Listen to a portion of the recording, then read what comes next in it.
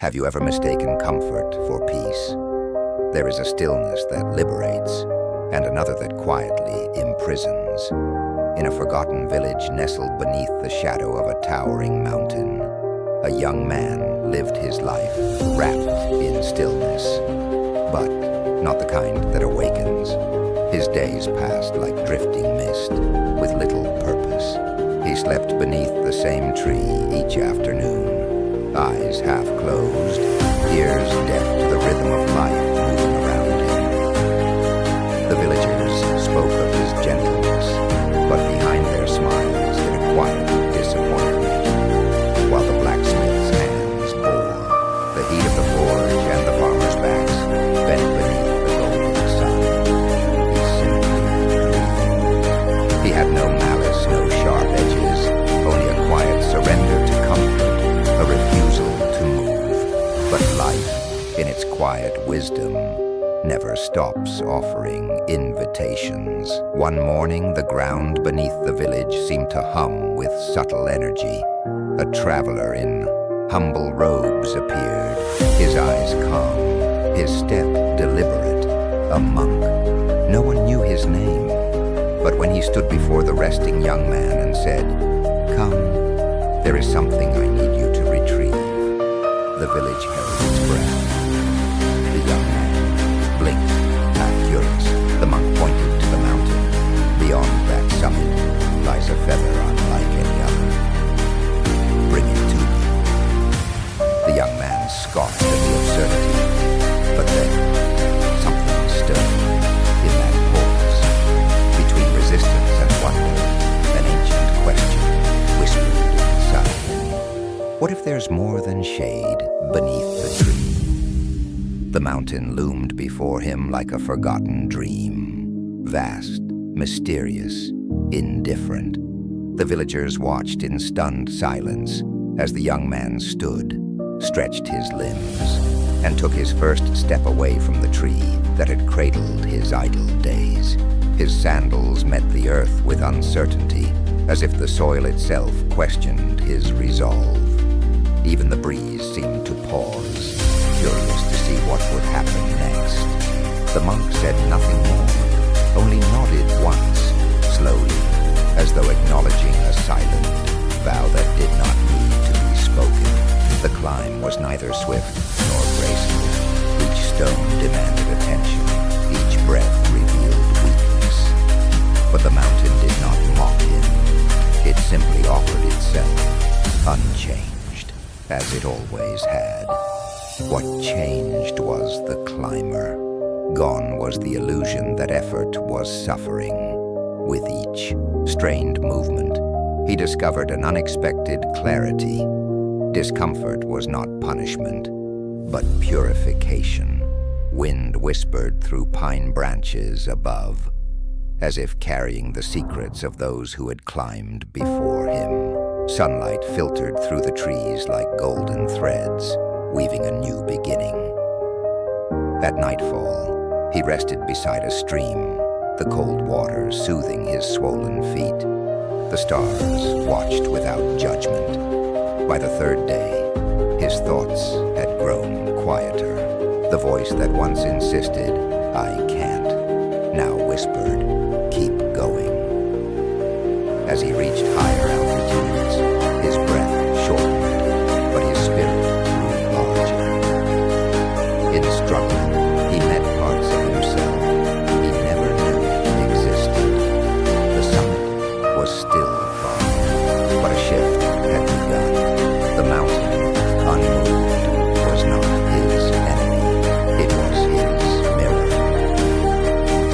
At sunrise on the fourth day, the air grew thinner and the sky more vast. Clouds moved slowly beneath him now, like drifting thoughts that no longer carried weight. The summit still stood in the distance, but he no longer climbed for the feather, or even for the monk. He climbed for the silence he had discovered within. His steps were deliberate, and the mountain responded, not with ease, but with acceptance.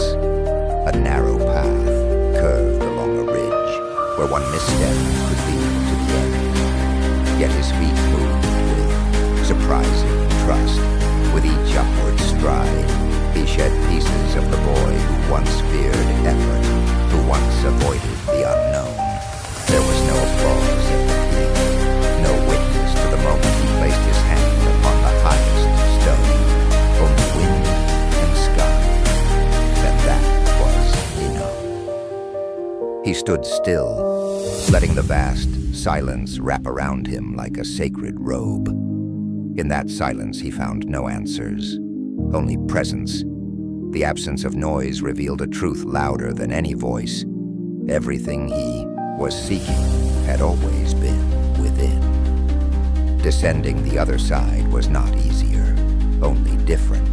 The stones were loose, the path uncertain, but the fear was gone. His descent was not a retreat, it was a return. At the mouth of a quiet cave, half lit by sun and shadow, he saw it, a single feather resting on stone. No gold, no magic, just a feather, light, delicate, unnoticed by the world, and yet it was everything. He picked up the feather with both hands, as if holding something sacred. It weighed nothing, yet it felt immense, like holding a reflection of his own journey. There was no applause, no sudden enlightenment, no divine music playing in the background, only the wind gently brushing against the walls of the cave, and his breath rising and falling in rhythm with the earth. For a moment, he sat, not because he was tired, but because he wanted to absorb this stillness before beginning the return. His eyes closed. His mind did not wander. No past regrets surfaced. No future worries interrupted. The cave was silent, but not empty. It was filled with presence.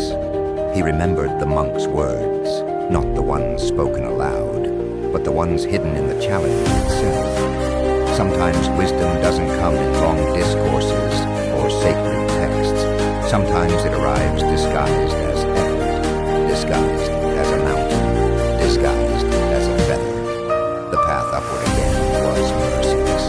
His muscles trembled, and doubt occasionally whispered in his ears. But each step he took now was not to prove anything.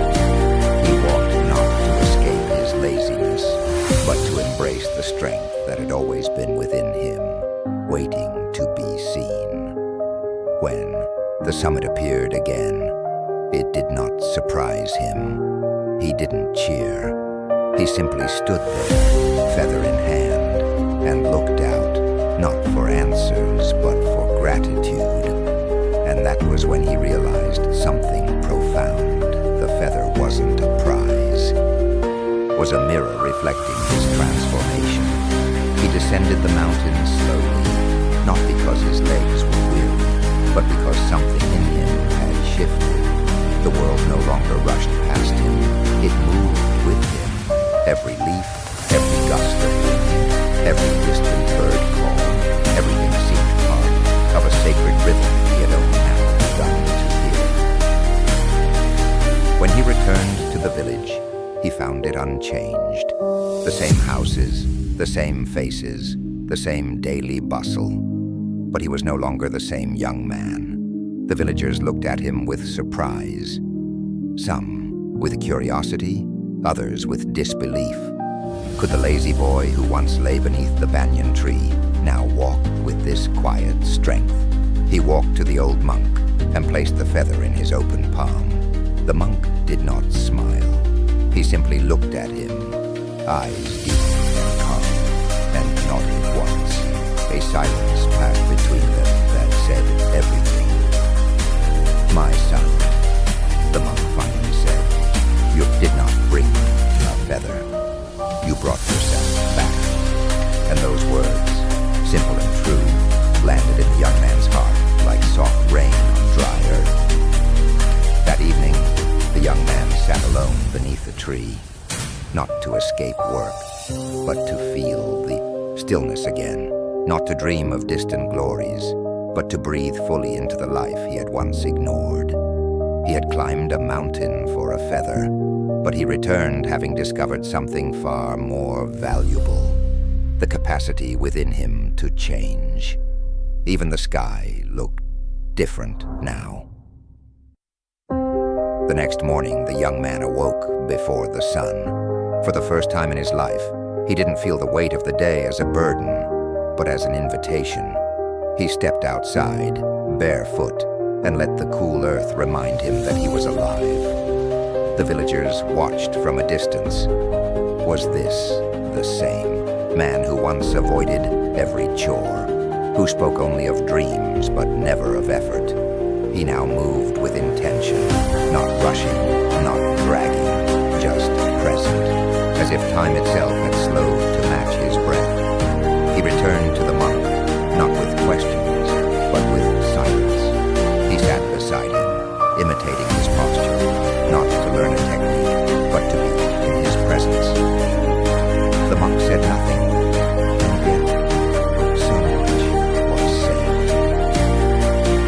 In the stillness, the young man noticed the thoughts rising in his mind. Memories, judgments, worries, and let them pass like clouds. He was learning, not through words, but through observation.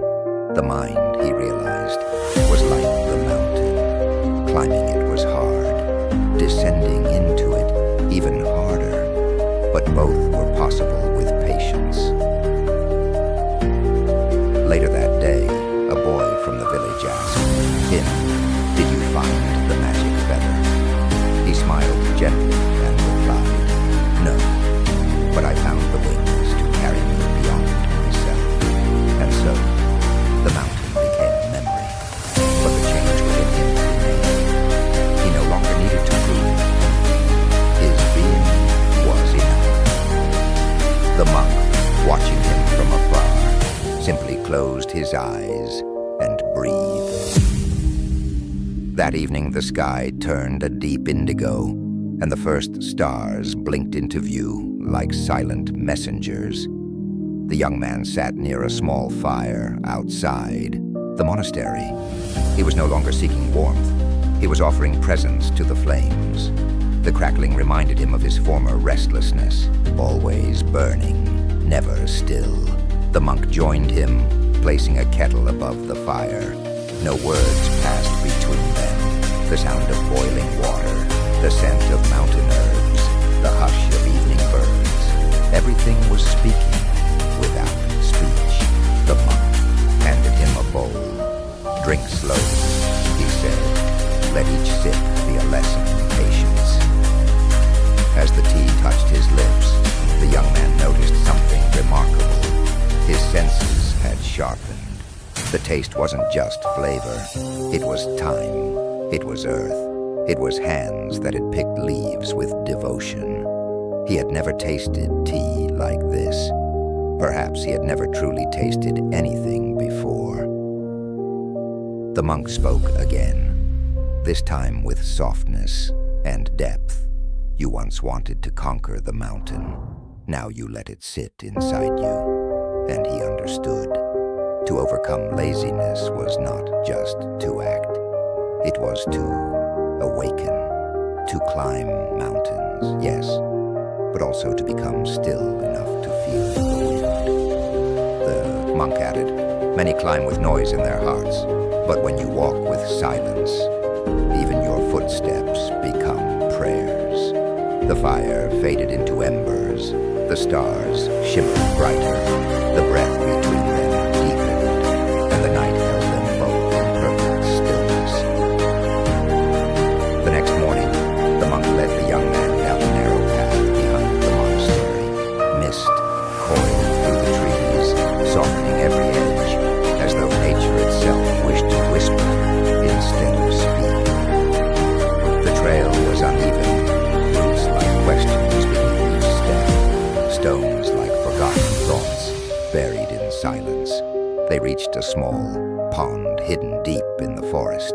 Its surface was still, reflecting the sky and trees, as if the world above had paused to look at itself.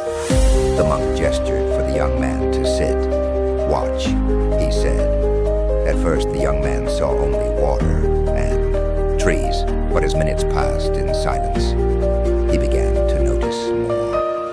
The slow glide of dragonflies, ripples that formed without visible cause, a single leaf that fell, landed, and floated, not sinking, not resisting, just being. Your mind is this pond, the monk said softly. When agitated, nothing is clear, but when still, it reflects everything as it truly is. The young man lowered his gaze. He realized how often his thoughts stirred the waters within him, how rarely he allowed stillness. True action, the monk continued, does not arise from noise. It rises from silence. Rushing leads to repetition. Silence leads to precision. The young man placed his hand gently on the earth beside him. It felt warm, alive, grounding him. And for the first time, he didn't need to do anything. He simply listened. The monk stood and began walking away. Return, he said. When the pond inside you reflects like this, the young man remained seated long after the monk had left, as if his body understood that the lesson was not yet complete. Something within him had begun to shift, like the movement of roots finding water deep in the earth. It wasn't loud, it wasn't sudden, but it was real and undeniable. He watched the wind ripple across the pond's surface and felt the same breeze brushing his skin. He realized he was not separate from this quiet rhythm. The stillness of the trees, the hush between bird calls, the breath of dusk moving through the branches. In that silence, he felt held by something larger than himself. In the days that followed, he practiced silence not just with his lips, but with his presence. He listened with his whole being. He walked more slowly, ate more mindfully. Even his breath seemed to soften as though it too were bowing to the present moment. The world, once noisy and demanding, had become a vast, living scripture that spoke without words. One evening, as the sun dipped low and painted the monastery walls in golden light, the monk approached him again. "Tell me," he said gently, "what have you discovered in your silence?" The young man closed his eyes and breathed in deeply. "I have discovered," he said softly, "that in silence I remember who I am. I stop striving to be more. I simply return to being." The monk nodded. "Then you are ready to ask, what does being truly mean?" The question lingered in the air like incense after a morning chant. What does being truly mean? The young man didn't answer right away, not out of uncertainty, but reverence. Some questions are not puzzles to solve, but doors to walk through. And he was learning to walk slowly, with bare feet and an open heart. He returned to his small corner of the monastery and sat in silence once more, this time not to escape the noise of the world, but to hear the quiet voice within. His breath became an anchor, his body a vessel. The past lost its weight. The future stopped reaching for him. There was only now, vast, deep, infinite. Thoughts still came, but they no longer clung to him like vines. He watched them float past, like petals down a stream. Emotions visited him, but he no longer feared their presence. He greeted sorrow as an old friend and welcomed joy without grasping. Days passed. Silence became his companion, not a stranger. And in that silence he found an answer, not in words, but in stillness. Being was not about doing, achieving, or becoming. It was about presence, about inhabiting the fullness of the moment without needing to change it. One morning, as mist coiled over the temple roofs, the monk spoke When you can sit in silence and feel complete, even with nothing, then you are close to the truth. The young man bowed. His heart was no longer searching. It was listening. That morning, as the first rays of sunlight filtered through the bamboo leaves, the young man walked slowly through the monastery garden. His steps were deliberate, silent. The gravel beneath his feet sang a quiet rhythm, as if acknowledging the transformation happening within him. He noticed things he had once overlooked, the delicate trembling of a leaf in the breeze, the silent labor of an ant, the way dew clung to a spider's web like tiny stars. Nothing had changed, and yet everything felt different, because he had changed. Each step was no longer a means to arrive, but an experience in itself. Even the breeze felt like a teacher, inviting him to let go. Later he returned to the hall where the old monk waited. The silence between them was no longer awkward and heavy. It was a shared silence, filled with understanding and depth. The monk gestured for him to sit. "Tell me," he said, "what have you discovered in your days of stillness?" The young man didn't answer immediately. He closed his eyes, took a breath, and then whispered, "That I am not who I thought I was." The monk smiled. "And who are you, then?" "I am just this breath, just this moment. I am not the voice in my head, nor the weight of my past. I am not my desires, nor my fears. I am something simpler, something quieter." The monk nodded. "That is the beginning of wisdom. When you stop searching for who you are, you begin to see." That night, sleep did not come quickly. The young man lay on the mat in his small room, listening to the distant hum of crickets and the occasional rustle of the wind brushing against the paper walls. But instead of frustration, he felt a strange peace, like resting inside a question he no longer feared. His mind, once a storm of complaints and distractions, now felt like a quiet lake. Thoughts still appeared, but they no longer pulled him under. They came and went, like clouds across the sky, observed but not owned. He began to understand what the monk had meant by silence not being the absence of sound, but the presence of awareness.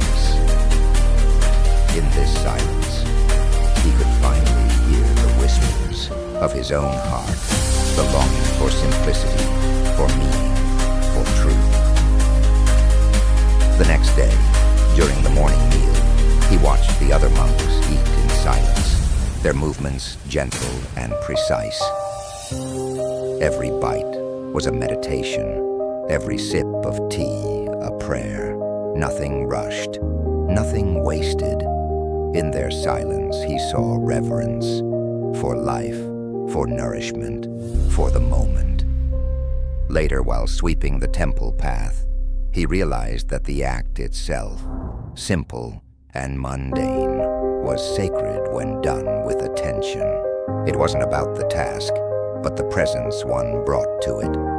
He looked up at the blue sky, took a breath, and felt something stir in him, an awakening not of knowledge, but of being. And in that quiet recognition, he felt joy rise gently from within. The monk approached him as he stacked firewood behind the temple. Without a word, the elder handed him a small bowl filled with water and pointed toward a withered plant by the garden's edge. The message was simple.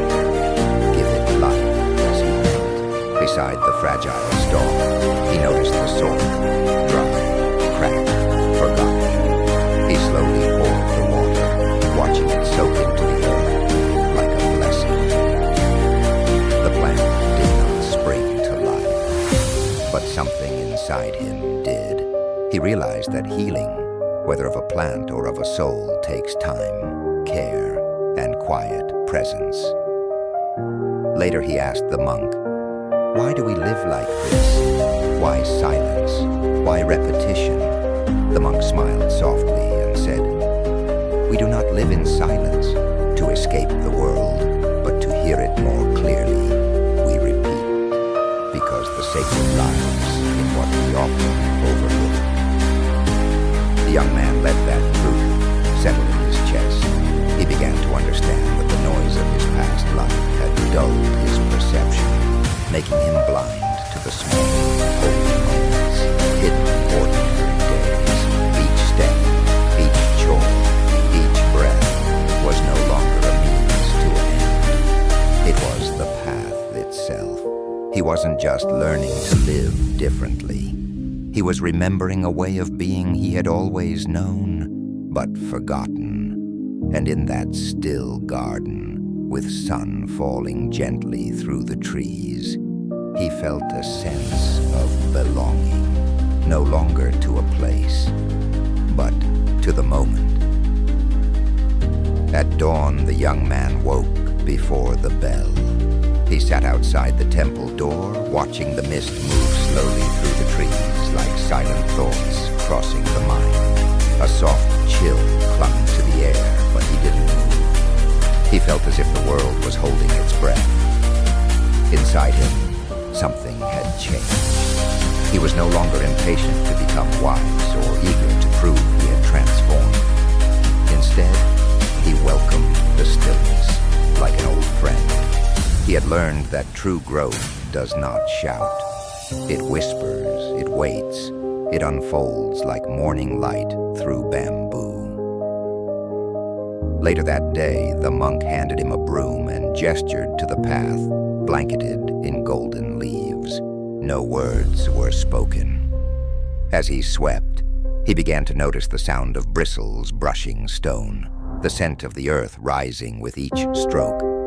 He saw how, even in the act of clearing, one could deepen one's presence.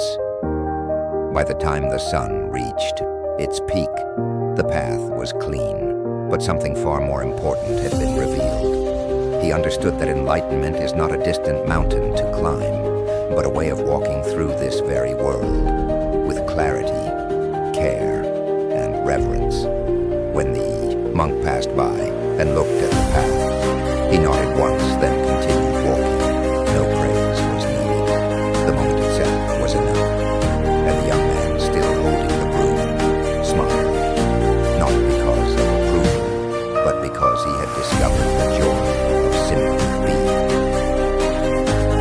That evening, as dusk began to paint the sky in shades of amber and violet, the young man sat beneath a withered tree near the temple. Its branches were almost bare, save for a few stubborn leaves fluttering in the wind. He watched them move, not trying to hold on, not afraid to fall. And for the first time, he understood what it meant to let go. He thought about the people he once envied, the voices he once tried to impress, and the old version of himself that avoided effort in fear of failure. None of that seemed to matter anymore. What mattered now was how fully he could be present in this breath, this heartbeat, this step. The monk joined him, settling beside him in silence. They didn't speak, and yet the stillness between them said more than words ever could. The young man realized that the truest connections in life arise not through speech, but through shared stillness, the kind that honors the soul without demanding performance. After some time, the monk broke the silence, his voice as soft as the breeze. "What do you hear?" The young man closed his eyes and listened. "The wind," he said, "and beneath it, nothing, but it feels like everything." The monk smiled. "Then you are beginning to hear with the heart." As the last leaf broke, free and floated gently to the ground, the young man didn't try to catch it. He simply watched it fall and whispered, "Thank you." The next morning arrived with a hush, as if the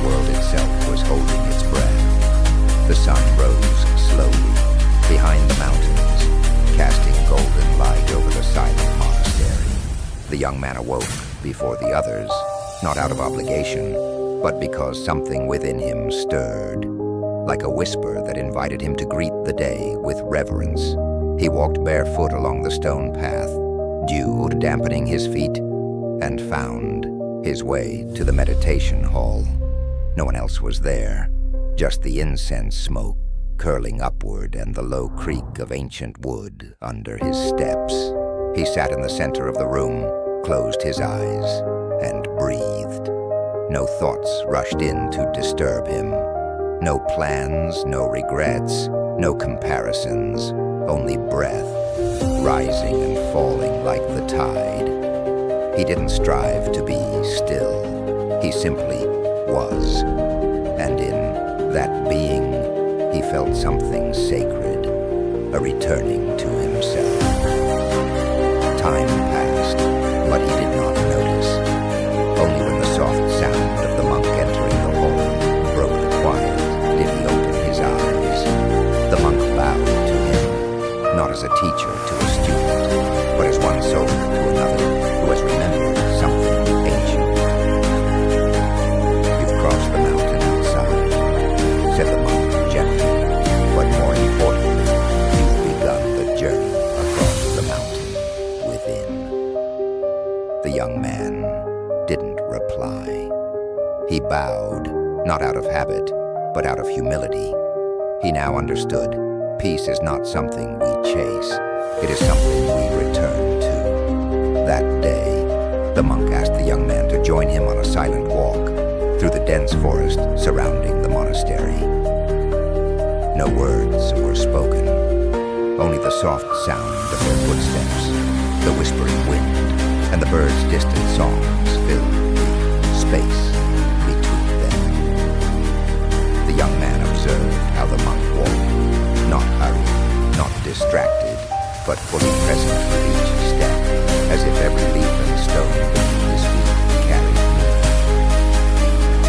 The path meandered beneath towering trees, and golden beams of light filtered through the canopy above. With every step, the young man became more aware of the world around him. How the bark of trees held stories in their lines, how dew on the petals reflected entire worlds, how silence wasn't the absence of sound, but the presence of awareness. They reached a quiet stream. The monk sat down beside it and gestured for the young man to do the same. Together they watched the water trickle gently over smooth stones. Finally, the monk spoke. "See how the stream flows around every obstacle? It doesn't resist, it doesn't complain, it simply finds another way." The young man listened deeply.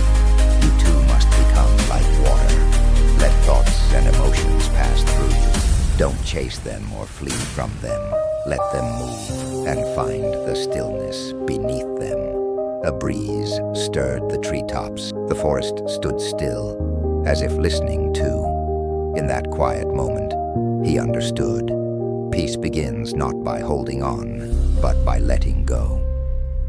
When they returned to the monastery, twilight settled gently over the mountains, cloaking the world in soft gold and deepening blue. A sacred silence wrapped around the stones, the trees, and the wind. The monk invited the young man to sit beside a small candle, its flame dancing quietly between them. "What did the silence teach you?" he asked. The young man stared into the flame, then slowly replied, "It taught me that all the noise I feared losing was keeping me from myself. The more I listened to silence, the more I began to hear who I truly am." The monk nodded with serene understanding. Silence is not the absence of sound. It is the presence of awareness. It is where truth speaks with no words, and where self remembers itself. That night, the young man did not chase sleep. He watched the moon rise slowly over the courtyard, its light pouring across the stone floor like a river of stillness. There was no urge to speak, no desire to escape, only presence. In the morning, he swept the leaves from the stone paths, each movement carried out with devotion. The task was simple, but his awareness turned it into something sacred. Later, the monk approached him. Soon, it will be time to return to your life. But remember, you are not who you were. Walk as one who knows the path within. Speak not to be heard, but to reflect truth. And the young man simply nodded in deep peace. The days passed. The young man no longer looked outward for purpose. He had discovered the wellspring within, a quiet reservoir of presence that asked for nothing, yet gave everything. The villagers noticed the change upon his return. His eyes no longer wandered with restlessness. His words had become few. But when he spoke, the weight of his silence gave them meaning. He no longer argued over things that didn't matter. He no longer rushed to fill the air. He moved like the wind through bamboo, unnoticed but transformative. Even the children sensed it, following him with curiosity, not because he entertained them, but because his calm made them feel safe. They didn't understand his silence, but they trusted it. One evening, an old farmer approached him and asked, "What did the monk give you that changed you so deeply?" The young man smiled and replied, "He gave me nothing. He simply showed me what I was always carrying but never noticed. My own undivided attention. The quiet within me was never gone. I just never stopped long enough to listen." The farmer nodded slowly, unsure if he understood but sensing the truth in it. That night, the young man sat beneath a tree, the same one where he had once wasted countless hours. But now, his rest beneath its branches was sacred. It was not laziness, but stillness, not escape, but union. And as he closed his eyes, not to sleep, but to see, he understood. Silence is not retreat. It is presence. It is awakening. The wind whispered softly through the leaves, as if echoing the breath of the universe itself. The young man remained still beneath the tree, no longer seeking answers from the world outside, for he had found a greater teacher within. Every breath became a prayer, every heartbeat a bell of awakening. In that sacred quiet, he understood that peace had never been a destination. It was a return. He thought of the monk's eyes, deep like still waters, and of the mountain that once seemed so impossible. He smiled. The climb had never been about the feather, nor the cave, nor even the test. It had always been a journey to meet the self. Not the self shaped by opinion or expectation, but the one that remains untouched by noise. As the stars began to scatter across the sky, the young man whispered, "Thank you, not to a god or a name, but to life itself, for the silence, for the struggle, for the awakening." Dear listener, you too carry a mountain inside. The climb is yours alone, but the summit holds the same gift. The realization that you were never missing anything, only distracted. Sit in silence, breathe with intention. Watch the mind like clouds crossing a vast sky. Let stillness become your home. And when the world grows loud again, return to this place within you, again and again. If this teaching touched your spirit, share it and walk with us in silence.